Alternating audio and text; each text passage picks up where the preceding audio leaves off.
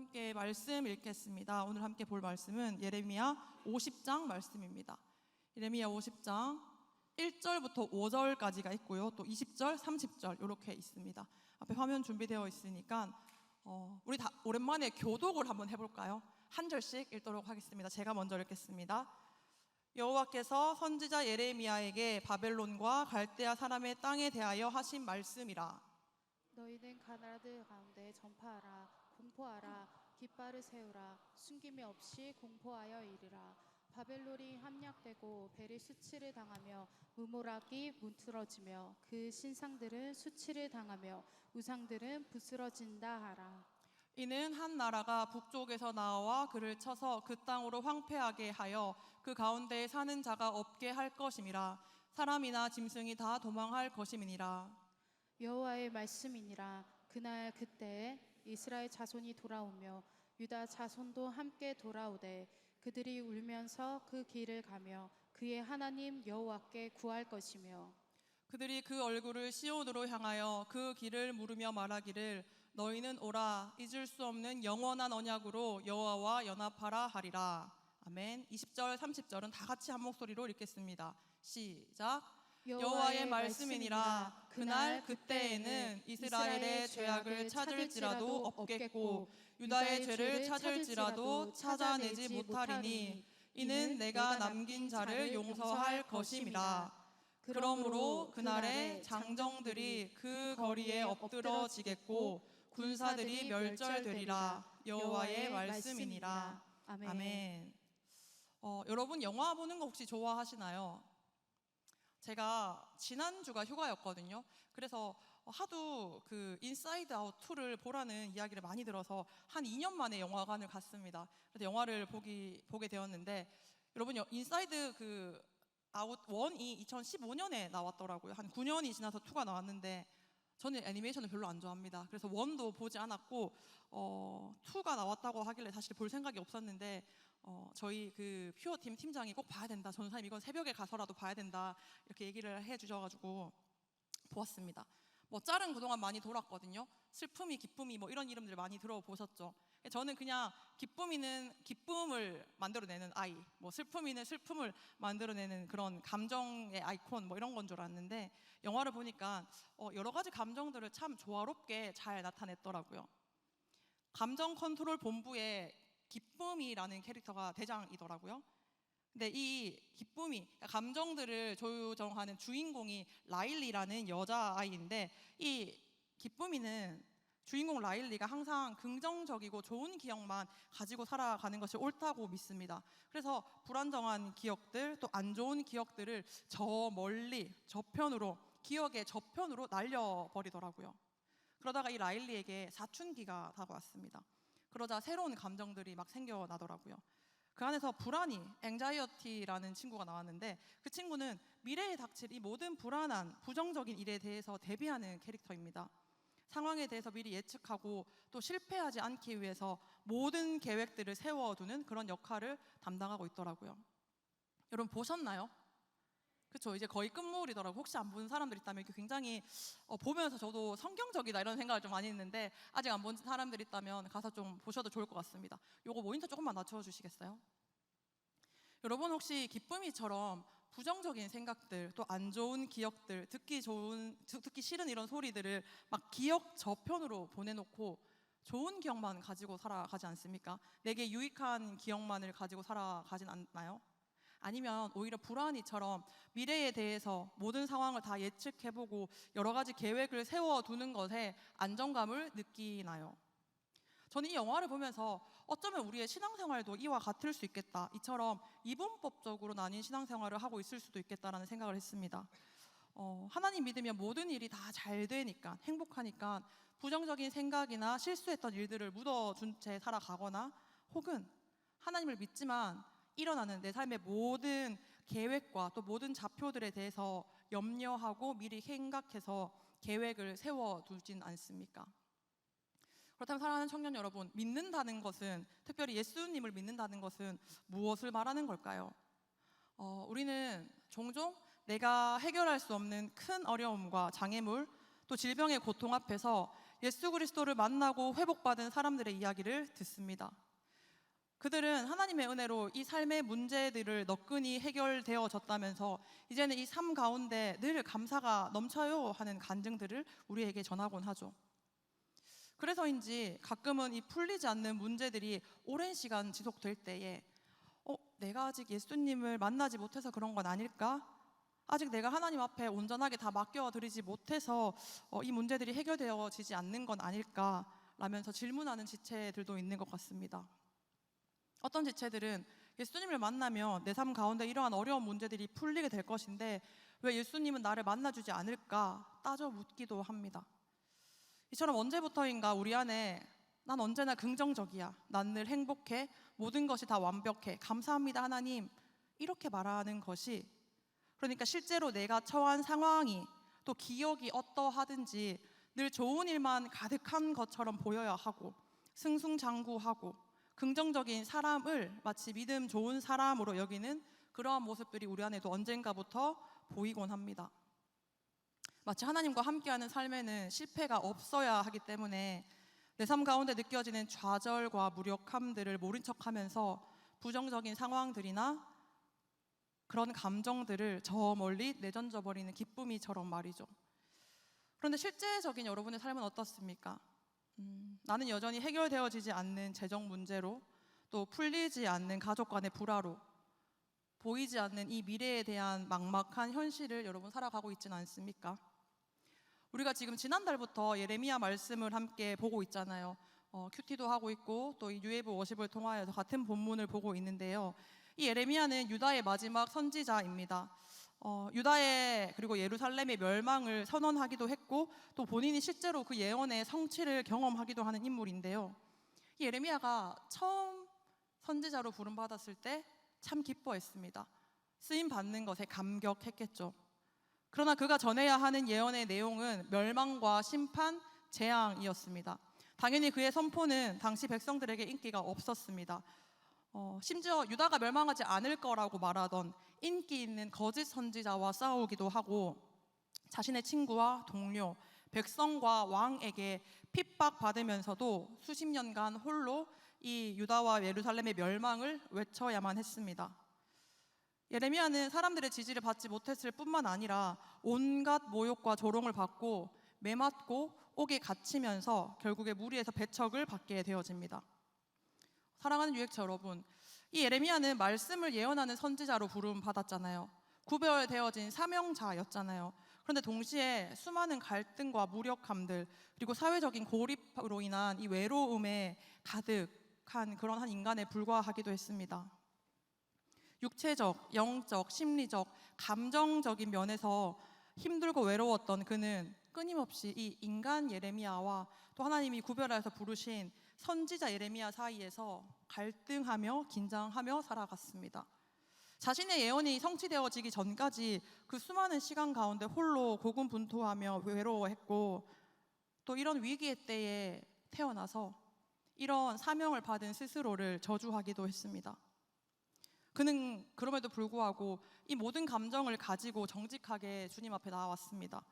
있는 그대로 현실에서 겪는 모든 어려움들 그리고 자신의 온갖 부정적인 감정들까지도 고스란히 하나님께 고백했던 사람이 바로 선지자 예레미야였던 것이죠. 여러분, 하나님께 선택받아서 그분의 말씀을 예언하는 선지자 이 예레미야의 삶이 참 녹록지 않았잖아요.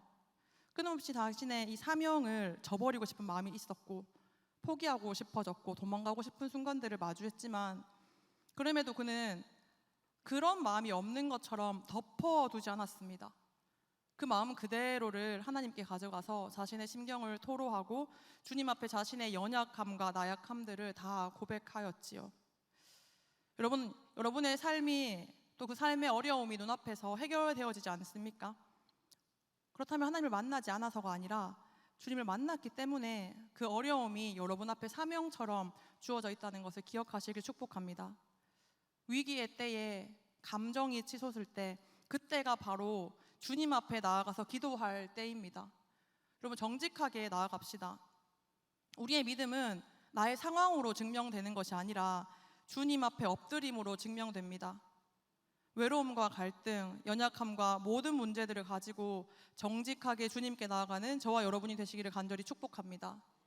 그 삶이야말로 하나님과 함께하는 삶인 줄 믿으시길 예수 그리스도의 이름으로 축복합니다.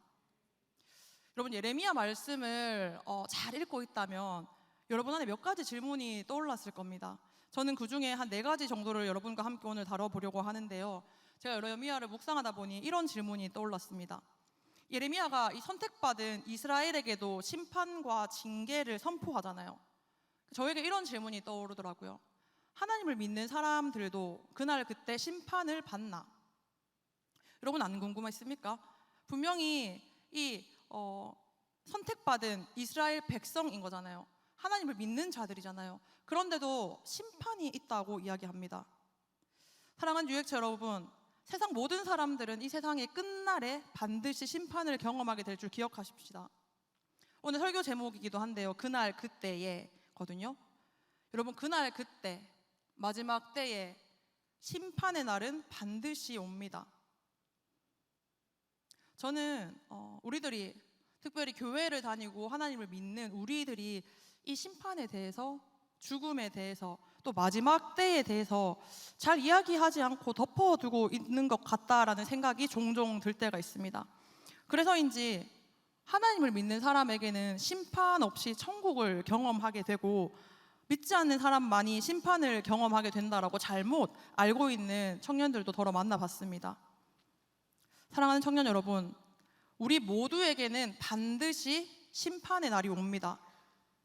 모든 인류, 믿는 자, 믿지 않는 자, 즉 선한 자나 악한 자 할 것 없이 모든 육체가 다 하나님의 심판대 앞에 서게 될 줄 믿습니다.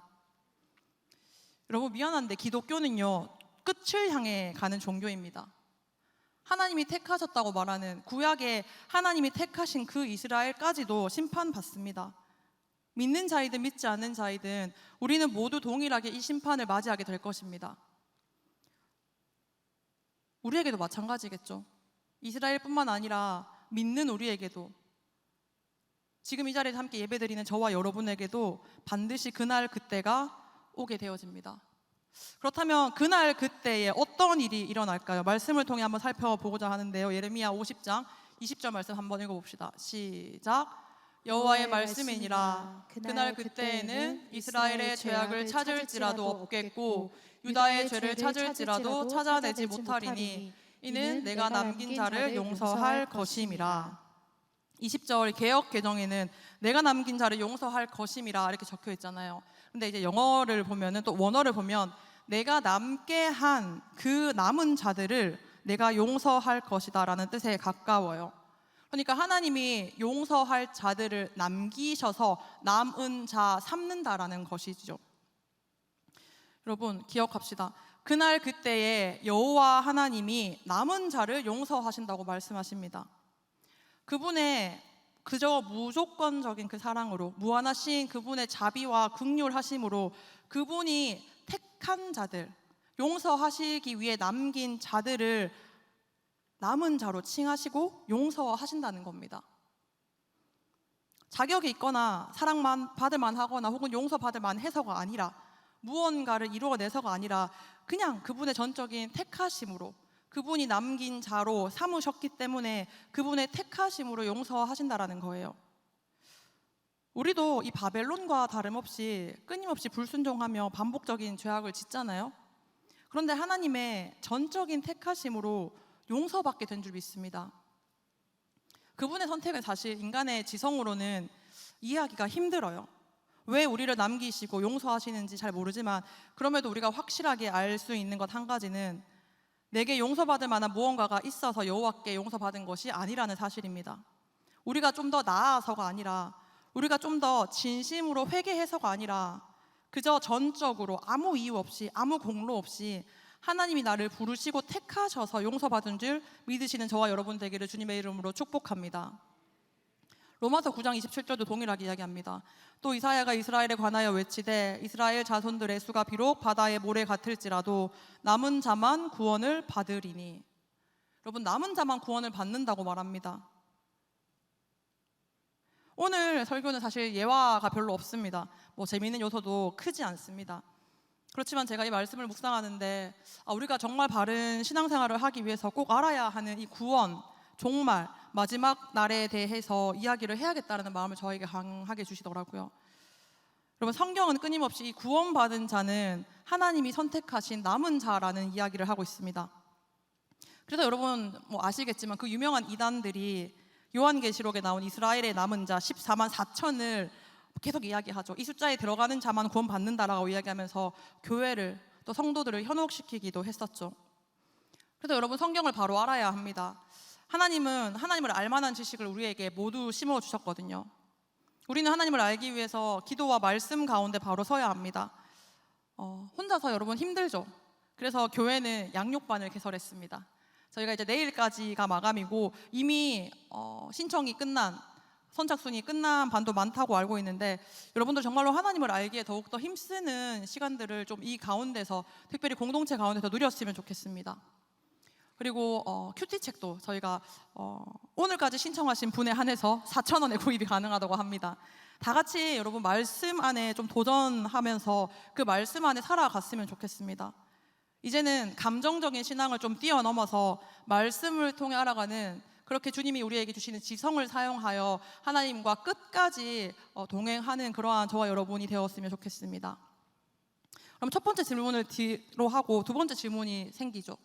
하나님을 믿지 않는 자들의 심판은 그렇다면 어떻게 다르겠습니까? 분명히 믿는 자든 믿지 않는 자든 동일하게 심판이 주어진다고 이야기했는데, 그렇다면 믿는 자에게는, 특별히 하나님이 남긴 자에게는 하나님께서 용서를 주셨다고 한다는데, 믿지 않는 자에게 주어지는 심판은 어떻게 다를까요? 예레미야 50장 30절 31절 한번 같이 읽겠습니다. 시작. 그러므로 그날에 장정들이 그 거리에 엎드러지겠고 군사들이 멸절되리라. 여호와의 말씀이니라. 주 만군의 여호와의 말씀이니라. 교만한 자여 보라, 내가 너를 대적하나니 너의 날 곧 내가 너를 벌할 때가 이르렀음이라. 여러분, 그날 그때가 되면은 남은 자들은요 하나님께 용서를 받게 되지만, 반대로 교만한 자들은 멸절당한다고 이야기합니다. 교만한 자들, 즉 믿지 않는 자들, 하나님이 하나님인 줄 모르는 자들은 하나님이 대적하시면서 그를 벌하신다라고 이야기하는 거예요. 그날 그때에 만군의 여호와 하나님이 교만한 자를 멸절하십니다. 여러분, 마지막 때가 오면 명확해집니다. 택함 받은 자는 용서받지만 그렇지 않은 자는 이 만군의 여호와 하나님에 의해서 멸절당하게 됩니다. 만군의 여호와 하나님, 여러분 잘 생각해 보시고 또 성경 보시면 알겠지만 보통은 전쟁의 하나님을 말할 때 많이 쓰이거든요. 그 전쟁의 하나님을 묘사할 때 쓰이는 이 명칭인데, 전쟁의 때에 모든 적국을 휩쓸어서 진멸시키는 것처럼 그날 그때가 되면 이 만군의 여호와 하나님께서 교만한 자들을 멸절시킨다는 겁니다. 교만한 자, 어떤 자일까요, 여러분? 건방지다, 불손하다, 스스로 자랑하다, 이런 뜻을 이제 영어가 가지고 있는데, 히브리어가 자돈이라고 하거든요. 이 히브리어에는 염치 없는, 하나님 법을 따르지 않는 이라는 의미 또한 가지고 있습니다. 다시 말해서 하나님을 믿지 않을 뿐만 아니라 하나님이 하나님인 줄 모르는 자들, 하나님을 없는 것처럼 여기는 자들, 하나님 앞에 건방지며 스스로를 자랑하는 모든 자들이 마치 전쟁에서 적군을 휩쓸듯이, 진멸시키듯이 이 만군의 여호와 하나님께서 멸절하시겠다라는 겁니다. 하나님을 믿는 자에게도 믿지 않는 자에게도 심판은 동일합니다. 그러나 그 심판의 결과가 달라지는 것이요. 여러분, 하나님이 하나님 되심을 믿음으로 고백하며 하나님의 심판의 때에 용서받는 저와 여러분 되기를 이 시간 간절히 소망합니다. 청년 여러분, 요즘은 성경책을 잘 안 보잖아요. 성경책을 보다 보면 단락별로 위에 소제목이 붙어 있는 거 기억하시죠? 이제 기억에 의존해야 될 때죠. 성경책이 없으니까. 이 예레미야가 유다와 이스라엘의 멸망과 심판을 선포하는 것을 뛰어넘어서요, 47장부터 계속 보면 블레셋, 모압, 암몬, 에돔, 다메섹, 게달, 하솔, 엘람, 그리고 오늘 읽은 50장에서 유다를 멸망시킨 바벨론의 심판과 멸망을 또한 선언하고 있습니다. 하나님이 아수르를 멸망시킨 것처럼 바벨론을 멸하시겠다고 오늘 읽었던 50장이 이야기하고 있거든요. 이처럼 예레미야는 유다와 이스라엘뿐만 아니라 모든 열방에 임할 하나님의 진노와 심판을 예언하고 있습니다. 계속 말했던 것처럼 여러분, 택함 받은 자, 남겨진 자들은 용서를 받잖아요. 그런데 교만한 자, 즉 바벨론과 같은 다른 열국들은 하나님께서 용서하지 않는다고, 멸절한다고 이 택함 받은 자와 교만한 자를 대조하면서 설명을 하고 있습니다. 그런데 가만 보면 여러분은 교만하지 않습니까? 저는 교만하지 않을까요? 사실은 우리도 이 교만한 스탠스 가운데 있지 않냐는 겁니다. 이쯤 되니 세 번째 질문이 자연스레 떠오릅니다. 하나님의 용서가 모든 사람을 향한 것이 아니라면 불공평한 것은 아닌가? 왜냐하면 우리 모두 다 교만함을 가지고 있잖아요. 그런데 하나님이 어떤 자들은 남기셔서 용서하시고 어떤 자들은 멸절하신다고 해요. 왜? 교만하기 때문에. 그러면 하나님께서 멸절하시겠다고 말하는 이 교만한 자는 과연 누구인가요? 혹시 여러분이나 저는 아닐까요? 그렇다면 이 하나님의 용서가 혹시 교만한 나에게 이루어지지 않는다면 이건 불공평한 걸 수 있잖아요. 왜? 우리가 남겨진 자인지 확신하지 못하기 때문에요. 유다도 하나님을 배반하고 끊임없이 우상 숭배하며 배교를 저질렀습니다. 그런데 왜 하나님은 바벨론만을, 또 다른 열국들만을 멸절하신다고 말씀하시는 걸까요? 바벨론이 더 교만하였을까요? 유다가 바벨론보다는 조금 덜 우상 숭배를 하였던 걸까요? 완전히 멸망할 만큼의 불순종이 유다나 이스라엘에게는 없었을까요? 여러분, 예레미야가 이스라엘과 유다의 멸망을 계속해서 예고할 때도 그 이유를 우상 숭배로 많이 들었습니다. 하나님께 교만하게 죄를 지었기 때문이라고 이야기하지 않습니까?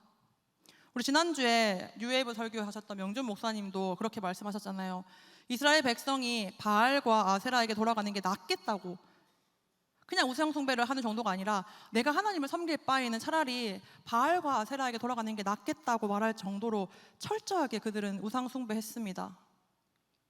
죄를 분별하는 지각을 잃었던 그들은 뻔뻔하게 하나님을 배신했다는 거죠. 그러니까 살펴보면 이스라엘도 바벨론도 모두 하나님을 떠났고 둘 다 누가 더 낫다 할 것 없이 죄악의 길을 가게 되었는데, 그래서 모두에게 심판이 확실하게 오는 것까지는 알겠는데 어째서 바벨론에게는 징계가 있고 이스라엘에게는 용서와 회복이 약속된 것일까요? 하나님의 용서가 모두를 향한 것이 아니라면 불공평한 거 아닌가요? 예레미야 50장 4절 5절 함께 읽습니다. 여호와의 말씀이니라. 그날 그때에 이스라엘 자손이 돌아오며 유다 자손도 함께 돌아오되 그들이 울면서 그 길을 가며 그의 하나님 여호와께 구할 것이며 그들이 그 얼굴을 시온으로 향하여 그 길을 물으며 말하기를 너희는 오라 잊을 수 없는 영원한 언약으로 여호와와 연합하라 하리라. 아멘. 여러분, 이스라엘도 유다 자손도 그리고 바벨론도 동일하게 죄악의 길을 걸어 심판의 날을 맞겠지만, 그럼에도 이스라엘 자손과 유다 자손이 돌아올 수 있게 된 것은 그들이 영원한 언약으로 여호와와 연합하였기 때문입니다. 여호와와 묶였기 때문입니다. 여러분, 영원한 언약으로 여호와와 묶인 은혜를 고백하시길 축복합니다. 이스라엘과 유다 자손도 끊임없이 여호와를 배신하고 배반하고 수많은 우상들 앞에 절했지만, 그럼에도 불구하고 그날 그때에 돌아오며 울면서 여호와께 그 얼굴을 구할 수 있는 유일한 이유는요, 그분의 무조건적인 선택으로 영원한 언약 가운데 여호와와 함께 연합하게 되었기 때문입니다. 여러분, 그것이 은혜입니다.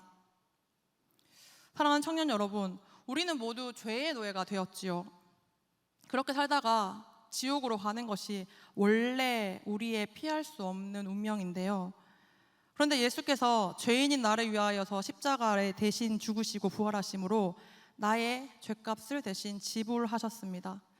그래서 우리는 이제 용서받은 죄인으로 이 땅에서 살아가게 된 것이죠. 그런데도 나를 위해 피 흘리신 예수님의 그 은혜와 사랑에 감격하기는커녕, 감사하기는커녕 불평하면서 이거 불공평합니다 라고 이야기하겠습니까? 조금 더 쉽게 예를 들어보겠습니다. 여러분이 수백억의 빚을 져서 꼼짝없이 노예로 팔려가게 되었습니다. 그런데 당신을 사랑하는 누군가가 당신이 노예로 팔려가게 되는 것을 마음 아파한 나머지 그 모든 빚을 다 갚아주고 당신에게 자유를 되찾아 주었습니다.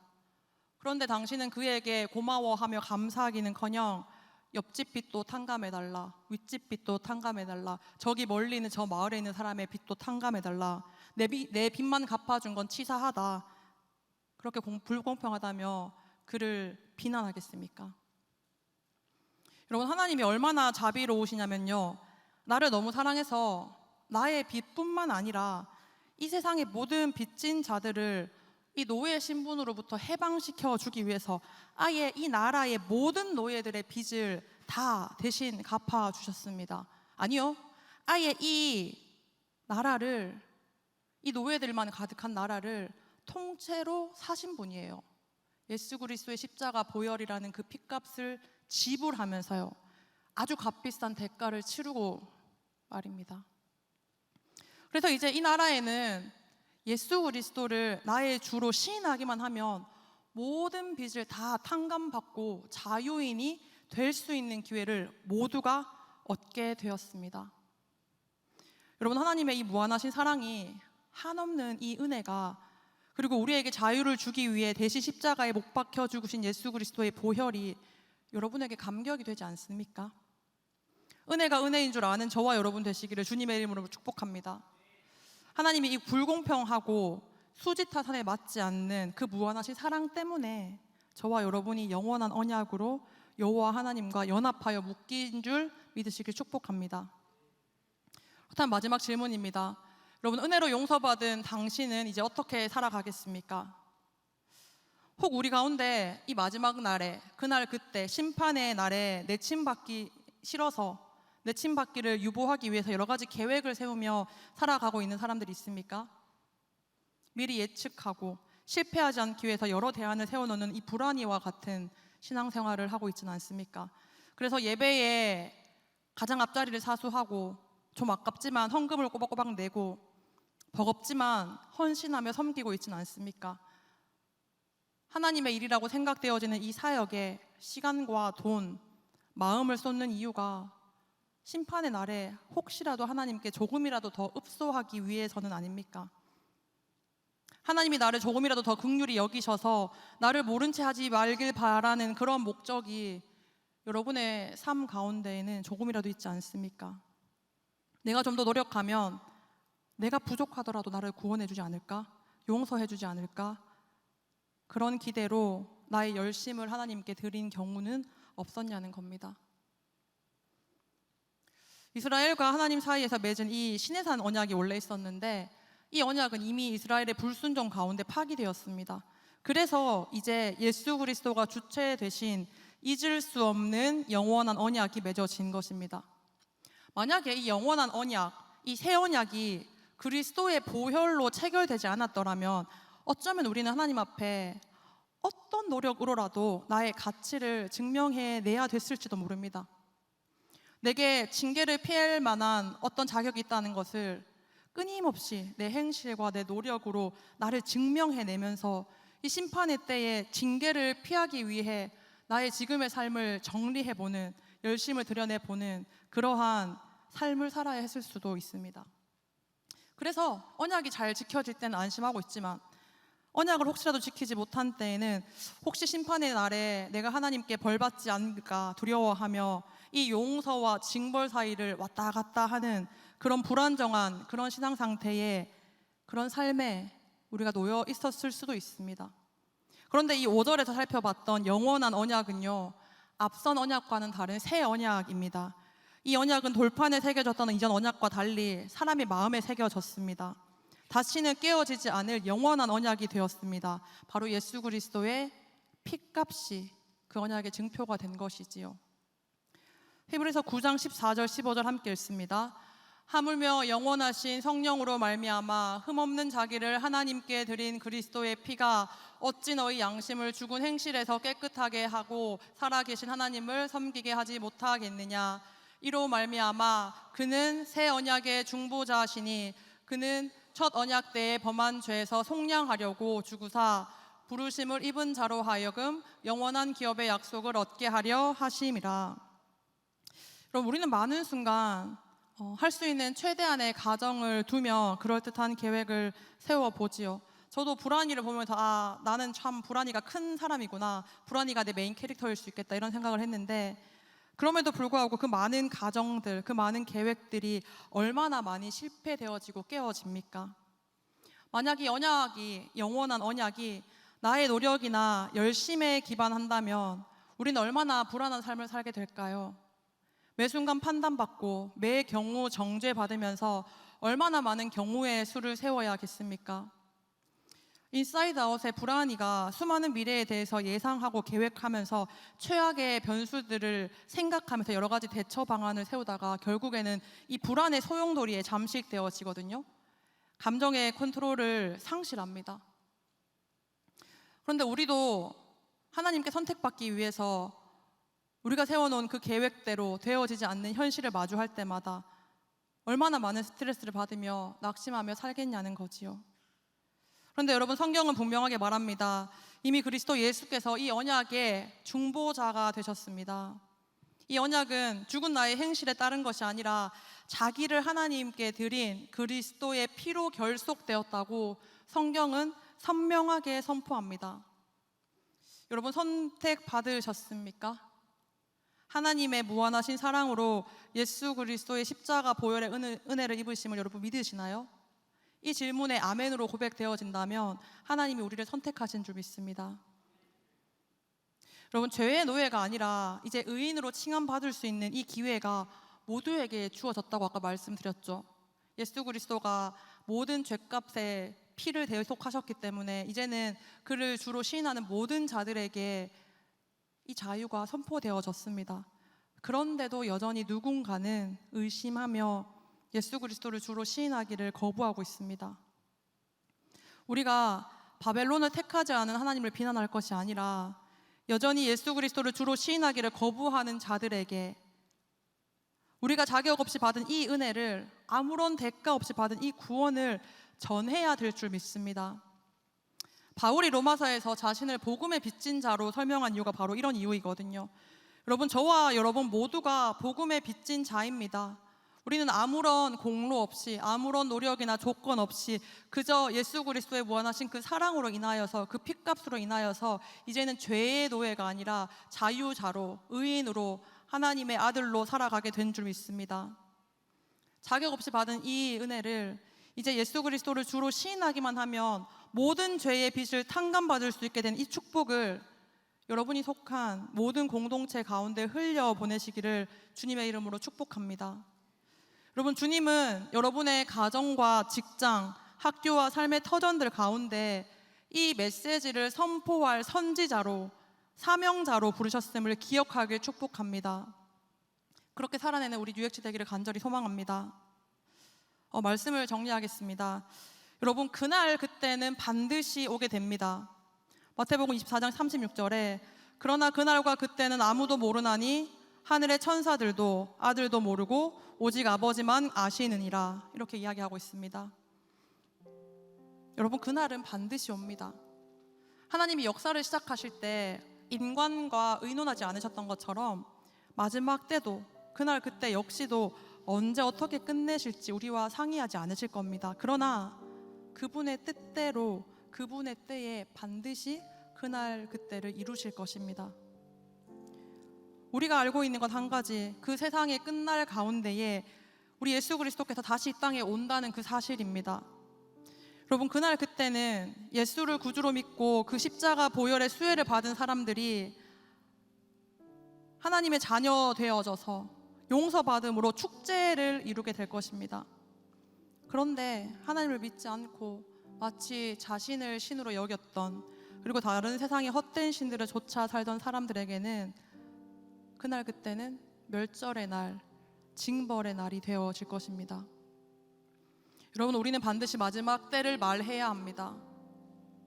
그날이 가까움을 볼 줄 아는 사람이야말로 선택받은, 택함받은 진정한 그리스도인입니다. 세상의 수많은 이단들이, 종교들이 역시 이 마지막 때를 이야기합니다. 그런데 기독교가 단순히 마지막 날을 좇기만 하는 그런 종교적인 통로로 끝나지 않는 유일한 이유는요, 여기에는 죽음을 이기신 예수 그리스도의 부활의 승리가 우리에게 값없는 은혜로 주어졌기 때문입니다. 심판의 날에 우리가 붙들 유일한 소망은 예수 그리스도의 십자가와 보혈의 은혜임을 믿는 자가 영생을 얻게 된 줄 믿습니다. 여러분, 이 땅을 그냥 허투루 살아가지 맙시다. 되는 대로 대충 그렇게 살아가지 맙시다. 우리 영원한 언약으로 여호와와 연합하며 이제 살아가는 존재이잖아요. 그렇기 때문에 그날 그때가 이미 이 땅 가운데 온 줄 알고 믿음으로 살아갑시다. 여러분, 우리 예레미야가 그러했던 것처럼 우리의 상처 입은 마음들, 모난 상태 그대로를 가지고 있는 그대로 주님께 나아갑시다. 그리고 사명자로 살아갑시다. 지으신 그대로 살아가는 그 삶, 하나님을 예배하며 그분을 아는 것에 기쁨을 누리는 그 삶, 그것이야말로 가장 완벽하고 아름다운 삶인 줄 믿습니다. 제가 이번 선교 가운데 가장 많이 들었던 이야기는요, 너무 힘들고 피곤한데 진짜 좋고 행복해요 였습니다. 사실 저도 딱 그랬거든요. 잠잘 시간이 좀 없어서 피곤하긴 한데, 그런데 하나님을 알아가는 게 너무 행복하더라고요. 주님을 찬양하고 예배하는 그 삶이 너무 좋더라고요. 물론 체력적으로 많이 힘들었지만요. 그런데 여러분, 그날 그때 우리가 맞이하게 될 천국이 그렇지 않을까요? 다만 컨디션이 완전히 풀 충전된 상태입니다. 너무 행복하고 기쁜데 하루 종일 하나님을 예배하고 찬양하는데도 전혀 안 피곤한 거예요. 너무 좋고 행복한데 피곤한 게 1도 없어요. 그저 체력 완전 짱짱한 상태로 이런 기쁨이, 감사가, 행복이, 즐거움이 매 순간 고백되어지는 게 바로 천국입니다. 막 하나님 말씀 듣는데 그 말씀이 너무 잘 이해되어져요. 지금 좀 졸린 분들 있죠? 말씀을 듣는데 하나도 안 졸려요. 그 말씀이 너무 잘 이해되어지고 그 하나님의 선명한 음성이 내 삶 가운데 빛처럼 정말 다가오는 것이 상상하는 그 빛이 아니라 진짜 빛처럼 다가온다는 겁니다. 잠을 안 자도 막 쌩쌩해요. 예수님이랑 같이 산책을 막 12시간씩 해요. 막 축구 좋아하는 형제들 예수님이랑 같이 축구를 막 해요. 근데 피곤하지도 않아, 힘들지도 않아, 체력에 아무런 무리가 없어. 너무 멋지지 않습니까? 그날 그때가 너무 기대되지 않습니까? 여러분, 우리는 현재를 살아가지만 동시에 이미 우리에게 약속되어진 그 천국을 누리며 살아갑시다. 이 땅에 살지만 동시에 하나님과 영원히 거하게 될 그날 그때를 사모하며 살아가는 유익주 됩시다. 예수 그리스도가 다시 오실 그날 그때를 기억하며 기대하며 사모하며 하나님이 주신 이 구원의 감격을 다른 이들에게 끊임없이 전하며 하나님 앞에 살아가는 저와 여러분 되기를 간절히 축복합니다. 영원한 찬양의 이유 되시는 주님께 감사와 영광의 박수를 올려드립시다. 함께 찬양하겠습니다. 주 안에 있는 나에게, 주 안에 있는 나에게 난 근심 있으랴. 십자가 밑에 나아가 내 짐을 풀었네. 처음부터 찬양합니다.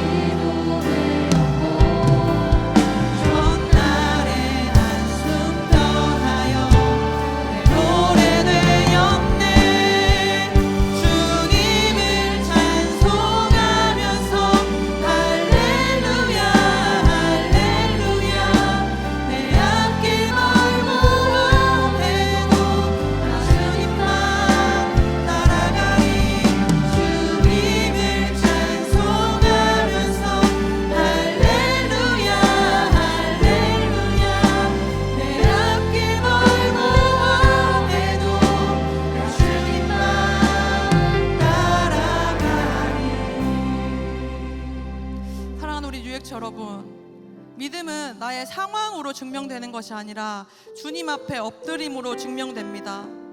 여러분, 주 안에 거하시길 원하십니까? 우리에게 있는 이 근심이나 염려, 두려움과 한숨을 모두 다 정직하게 가지고 주님 앞에 나아갑시다.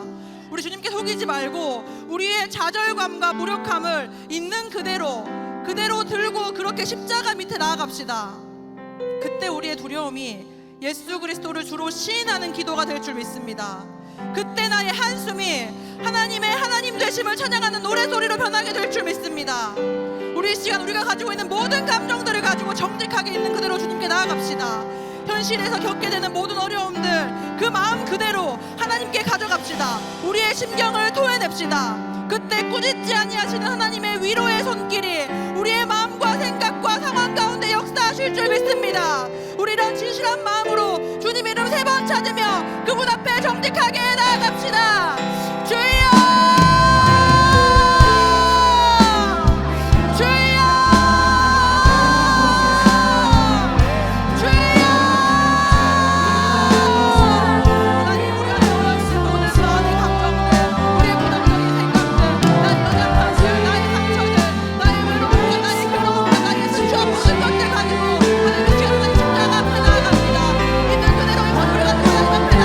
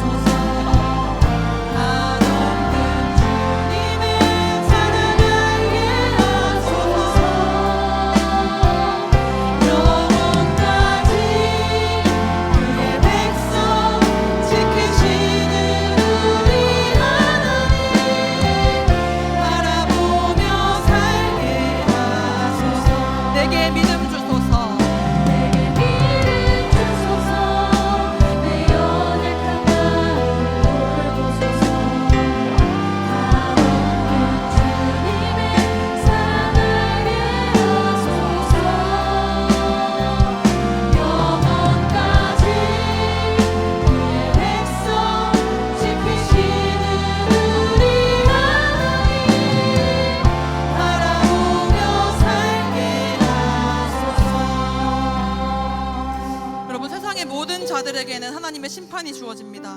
믿는 자도 믿지 않는 사람도 그날 그때 하나님 심판대 앞에 서게 될 것입니다. 여러분, 이 말은요, 지금 이 땅에서의 삶이 전부가 아니라는 뜻입니다.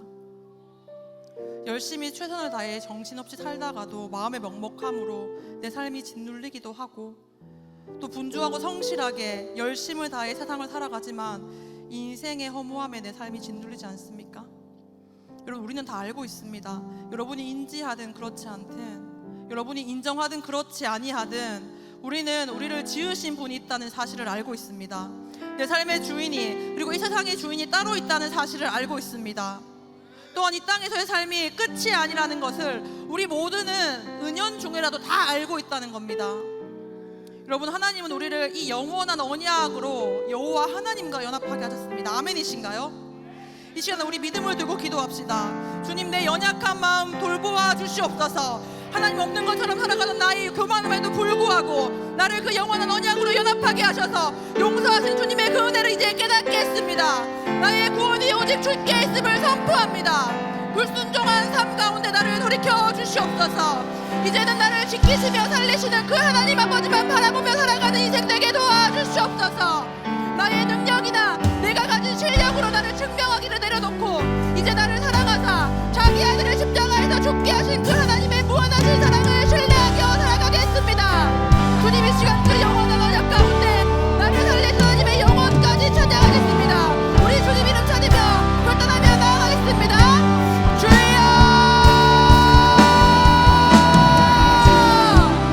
주여, 주여.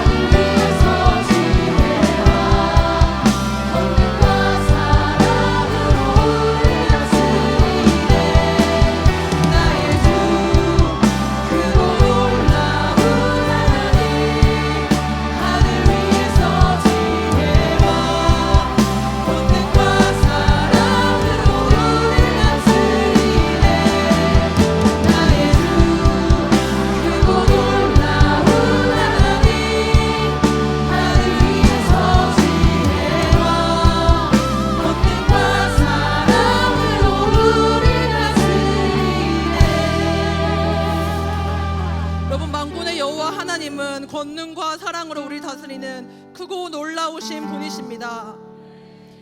유다와 바벨론이 똑같이 불순종하며 모두 죄악의 길을 걷고 누군가는 심판 가운데 지옥불에 떨어지게 되지만 또 하나님께 선택받았다는 이유만으로 누군가는 심판의 날에 회복받게 되어 영원토록 하나님 나라 백성으로 살게 되어졌습니다. 사랑하는 우리 뉴액트 청년 여러분, 하나님의 지혜는 우리가 감히 측량할 수 없음을 기억하십시오. 하나님의 이 불공평한 결정이, 편향된 그 사랑이 저와 여러분을 구속하셨습니다. 하나님의 이 수지타산에 맞지 않는 무한하신 사랑 때문에 예수 그리스도의 십자가 보혈로부터 우리가 용서받게 되었습니다. 그 사실을 믿음으로 고백하는 자가 택함받은 성도임인 줄 믿습니다. 여러분, 이것이 바로 복음입니다. 자격 없는 나를 조건 없이 구원하신 하나님의 그 사랑을 이 시간 받아들입시다. 나의 주 하나님, 크고 놀라우신 하나님, 하늘 위에 그 지혜와 권능과 사랑으로 나를 다스려 주시옵소서. 이제 주님의 다스림 안에 거하겠습니다. 택함받은 자답게 살아내겠습니다. 주님, 내 삶을, 내 인생을, 내 시간과 내 물질과 내 관계를 다스려 주시옵소서. 주의 무한하신 지혜와 권능과 사랑으로 우리를 다스려 주시옵소서. 우리 공동체와 가정과 직장과 학업과 모든 삶의 영역 가운데 주님 통치하여 주시옵소서. 우리 시간 나의 주인 되시는 주님 이름 찾으며 기도하겠습니다. 주여,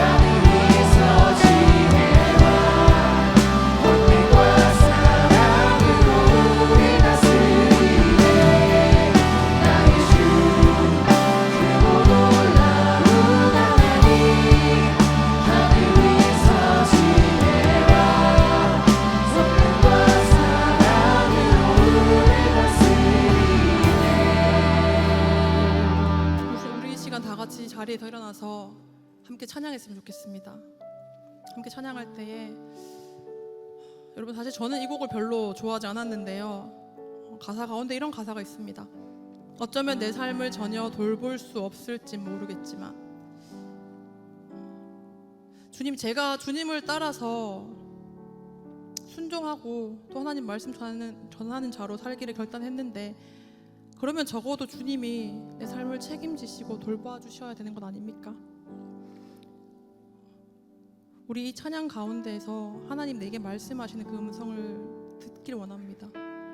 우리 가운데 있는 모든 청년들도 동일하다고 생각합니다. 여러분의 친구들은 자신들의 스펙을 쌓아서 더 좋은 직장으로의 이직을 준비하고 있고, 또 세상의 누군가들은 조금 더 괜찮은 이성을 만나서 어떻게 결혼해서 살까를 고민하고 있는 이때에 우리는 하나님을 예배하고 주님을 찬양하기 위해서 이곳 가운데 모였고, 또 맡겨진 영혼을 위해서 기도하고, 또 그들을 예배로 인도하기 위해서 때로 욕먹기도 하고 싫은 소리도 들어가면서 그렇게 이 젊음의 때를 하나님께 드리고 있는데, 하나님, 제 인생 가운데에서 내 삶을 하나님께 드리고 이 삶을 하나님께서 사용하신다면 하나님, 그 삶이야말로 가장 가치 있는 삶임을 이 시간 고백합니다. 우리 함께 찬양합시다. 아픔 많은 세상에 주의 복음 들고 부르신 따라갑니다. 슬픔과 고통이 가득한 이 땅에 눈물을 닦아주리.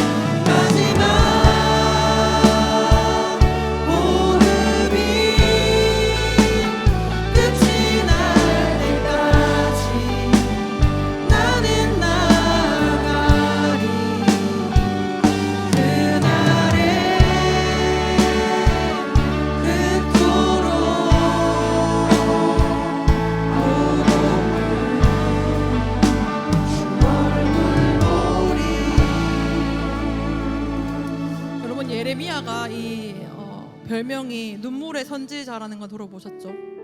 저는 이 예레미야를 제대로 묵상하면서 하나님이 원하시는 건 울면서도 그 사명 들고 나아가는 거구나. 주의 복음 들고 주님 부르신 그 사명대로 살아가는 삶이야말로 그토록 주님이 내게 원하시는 삶이구나. 그래서 그 삶이야말로 지음받은 인생대로, 지음받은 목적대로 살아가는 참 의미 있는 삶이구나, 그런 마음을 주시더라고요. 여러분, 제가 맨 처음에 기도할 때 기도한 것처럼 여러분, 지음받은 대로 목적대로 살아갑시다. 하나님은 우리 각자 한 사람 한 사람을 이 땅에 교회로 세우셨습니다.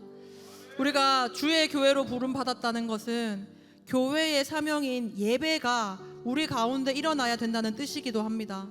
우리 시간 마지막으로 기도할 때 교회로 세움받은 우리 공동체를 위해서, 여러분의 동력자와 또 각 지체들을 위해서 기도합시다. 우리 아픔 많은 이 세상 가운데 복음 들고 나아가는 이 땅의 선지자로 살아갑시다. 여전히 연약하고 외로움 가득한 한 인간에 불과한 우리이지만 주님이 불러주시고 구별해 주셨기 때문에 이제는 사명자로 살아갑시다. 주님, 우리의 이 작은 걸음을 통해, 우리의 이 연약한 생명을 통해 주님의 나라를 세워 주시옵소서. 마지막 호흡이 끝날 때까지, 예수 그리스도가 다시 오는 날, 그날 그때까지 주님 붙들며 주님 전하는 삶으로 살아가는 유익치 되겠습니다. 주님, 우리를 사용하여 주시옵소서. 우리의 공동체를 사용하여 주시옵소서. 우리 함께하는 모든 지체들을 떠올리며 주님 잡고 기도하겠습니다. 주여,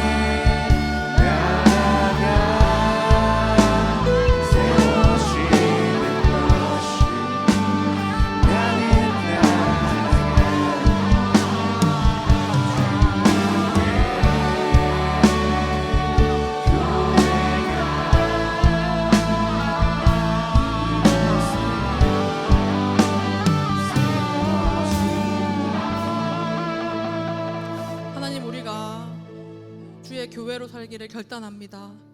하나님, 그날이 가까움을 볼수록 더욱 그리하라 말씀하셨는데 그날 그때를 하나님 살아내는 유익지 되기를 이 시간 소망합니다. 하나님, 우리의 연약함과 부족함과 아픔과 슬픔 그대로 가지고 주님 앞에 나아가겠습니다. 그때 우리를 사용하실 주님을 기대합니다. 하나님, 우리 공동체를 통하여서 이 땅 가운데에 복음을 전하는 데 사용하여 주시옵소서. 하나님, 부족한 우리의 걸음을 통하여서, 하나님, 나의 연약한 이 마음을 통하여서도 하나님 일하여 주시옵소서. 주님, 울면서도 주님 주시는 그 사명 향해 나아가겠습니다. 포기하지 않겠습니다. 주가 주인 되어 주시는, 그래서 우리가 지음받은 목적대로 살아내는 그러한 유액주 되게 도와주시옵소서. 예수님의 이름으로 기도드립니다. 아멘. 하늘에 계신 우리 아버지여, 이름이 거룩히 여김을 받으시오며 나라가 임하시오며 뜻이 하늘에서 이루어진 것 같이 땅에서도 이루어지이다. 오늘날 우리에게 일용할 양식을 주옵시고, 우리가 우리에게 죄 지은 자를 사하여 준 것 같이 우리 죄를 사하여 주옵시고, 우리를 시험에 들게 하지 마옵시고 다만 악에서 구하옵소서. 대개 나라와 권세와 영광이 아버지께 영원히 있사옵나이다. 아멘. 우리를 불러주신 하나님께 감사와 영광의 박수 올려드리겠습니다.